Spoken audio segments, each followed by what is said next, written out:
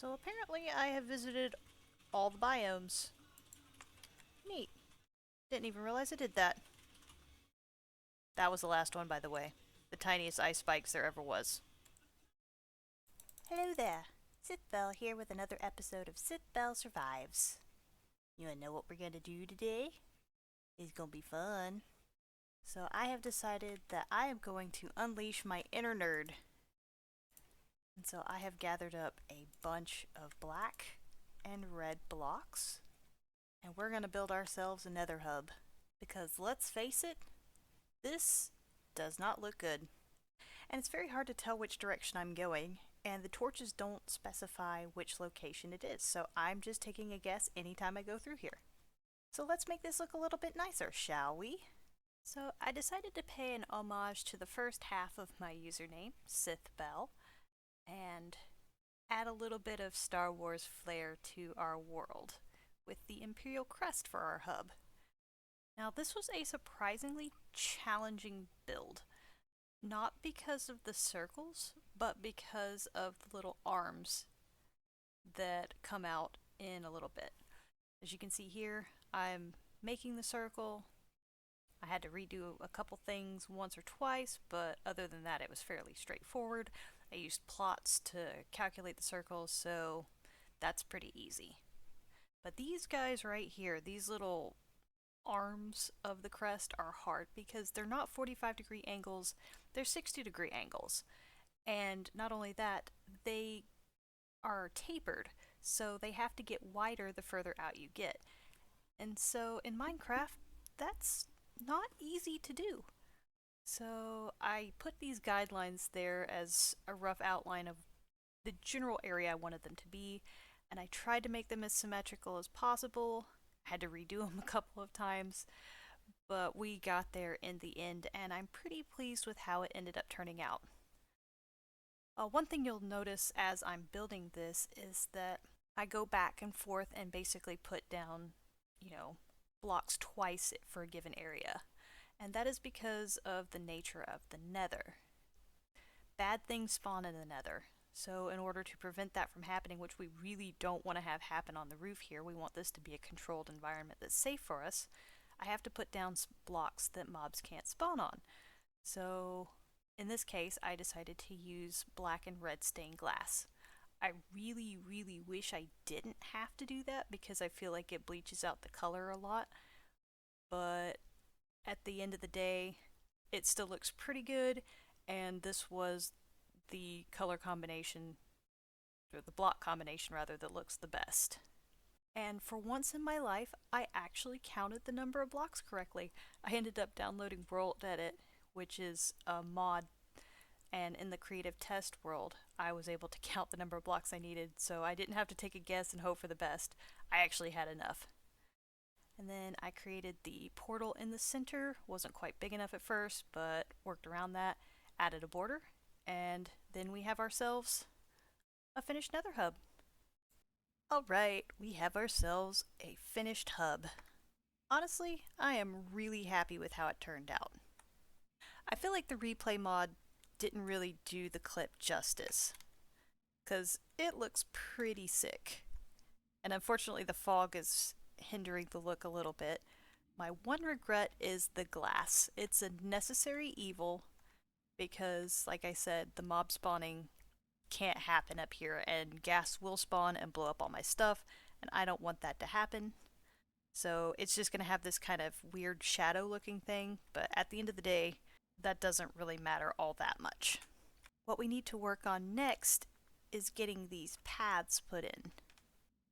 Traditionally what you do is you would, have a path going down each of the 4 compass points and go from there. But I think I actually want to take advantage of these 6 sides and use those instead. So we won't have anything going due east or due west. And as you can see, I decided to put the straight guys facing north and south just to help align it a bit easier. So we won't have any of them going due east or due west. But I think that'll be fine, and we'll see how it goes. So now I just need to design the roads themselves and get them installed on the roof here. What's up, dude? Can't move?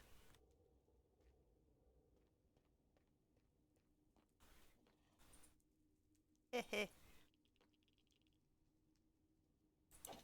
Oh, now you can move. Alright, I have a design in mind, and I have my little station set up with all my goodies.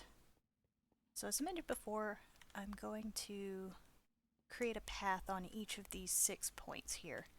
And we're going to start with the north. We're going to take out these 3 here.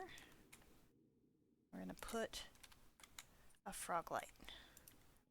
One of the things that I really wish existed in the game was red lights, or lights for every color, but the purple will have to do for now.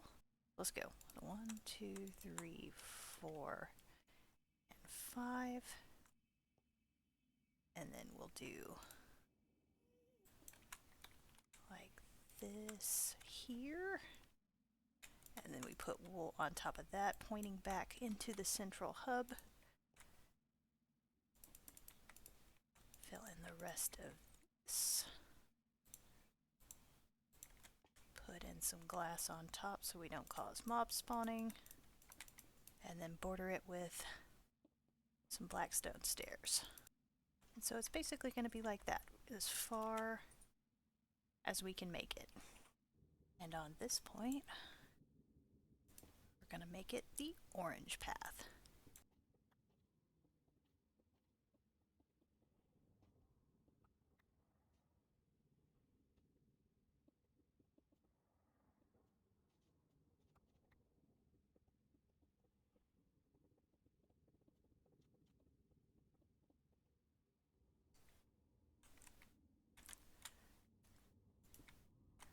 Once again, add a black stone stair border. Here, and that's the orange one. I will note that it's going at a 45-degree angle and not at the 60-degree angle, but I am not about to try and do this kind of math on a path that goes on forever, so it's going to be at a 45-degree angle. And over here we have the green path, which is the exact same principle as the orange one, which is on that 45-degree angle diagonal. Alright, and due south we're going to have the cyan line.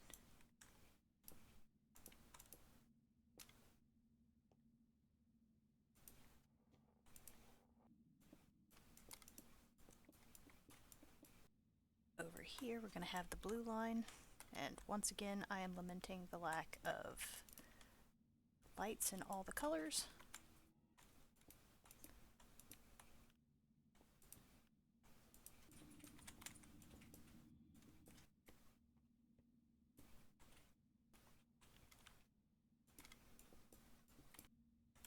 And then finally, the purple.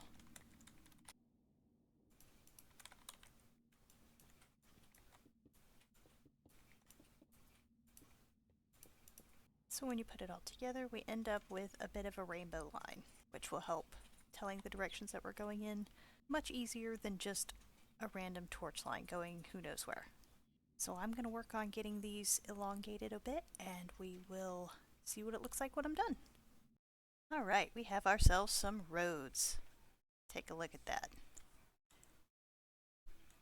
Also, I forgot that I have a map installed. And look how cool this looks on the map. You can really see the logo of the Imperial Crest and each of the paths.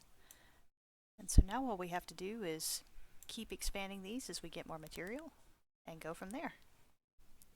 One of the things I didn't consider was my froglight farm, and as you can see, it's kind of in the way of this path here. So I think what I'm going to have to do is move these about a 90-degree angle so that they're over here, and that way the path can keep on moving. Okay, a little while later, and that has been moved. These torches right here are the only evidence left from where this used to live. I also did a wee bit of rearranging, and I almost like it. I do like that I have hidden the redstone mostly, and I've hidden kind of the floating platform, so to speak. I'm not so sure about the rainbow, frog lights. But I also kind of like the rainbow frog lights more than I like the green on the corners. I don't know. Probably tinker around with that at some point in the near future, but for right now, it's done. And we have a convenient little staircase down for easy access. I also extended this platform over here and gave it a little staircase too. So now we have ways we can actually get up without having to break the path, which is nice. And, you know, this can be easily removed for when we want to expand it further down the line. Now let's get out of the stinking nether, shall we? I have procured a hole, and it goes all the way down to bedrock. I have also created a tower of scaffolding, and it goes way up to the tippy top. Let's combine these two together and see if we can do something fun real quick. And do a bit of science. Woo! Welcome to the top of the world. Literally. It's actually so high that I can't place any blocks. You can kind of see the message blinking right above my hotbar where it says the maximum height has been reached. I'm trying to place this block down and I can't. We literally cannot go any higher than this. So what we're going to do today is try to achieve two different advancements at the same time. The bit of science is I don't know if we can actually get two advancements at the same time, so we're going to see which one wins. One of them is to use this Totem of Undying, and as you can see it is in my offhand right here. And we're going to use that to drop to the bottom of the world. The other one that we're going to do is this one called Caves and Cliffs, where we free fall from the top of the world to the bottom of the world and survive. Hence, really big hole, which is so far away it's actually not rendering. This thing is insane. And the good news is that the Totem of Undying is going to make it so that we survive regardless, so I'm not worried. All we have to do is press this button, and we'll see what happens. In 3, 2, 1. Geronimo!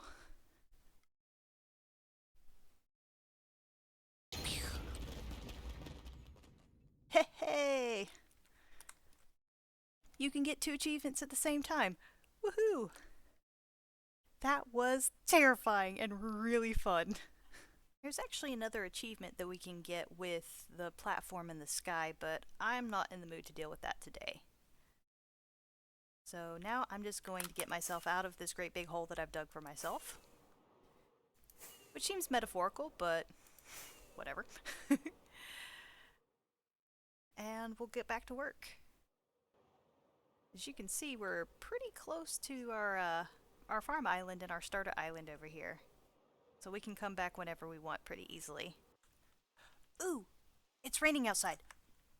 For once I'm actually excited about that. Riptide, there we go. I've been meaning to play with this, so let's see how it goes. So you stand in the water, or rain.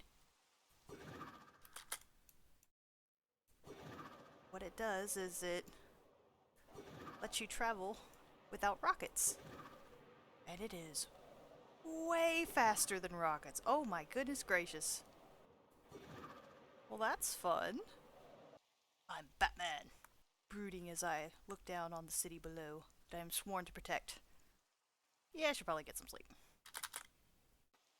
Oh yeah, one other unexpected bonus is that when it rains, I get conduit power over here, which means I can see very well in the rain, which is nice. Alright, no really, time for bed. Okay, it's getting nighttime. There's a chance we can get an achievement here. I don't think we're going to get it because I think a bee popped out, but... Oh! I was wrong. Yay! So that means we got a bee nest with all 3 bees inside. Excellent. Good morning, everyone.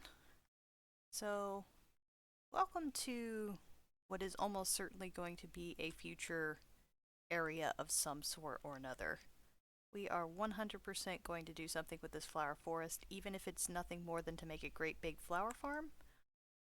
We're gonna do it here because I love all the flowers.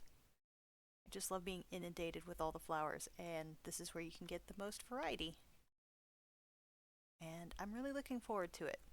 But it is not this day that we're going to work on this. I have a different project in mind. Well, pooh.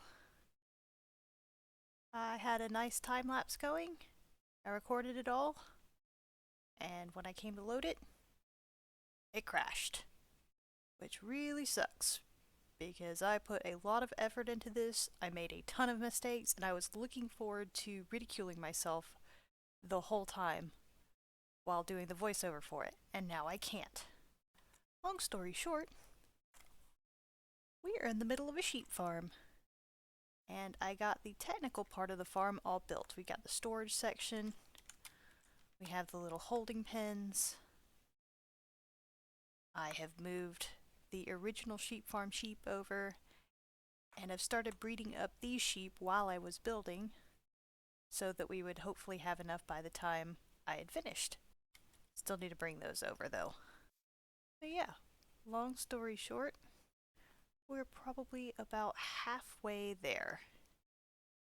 I'm gonna get the sheep in, get the farm going so it's actually working, and hopefully get a working time lapse for the decoration phase of this bad boy.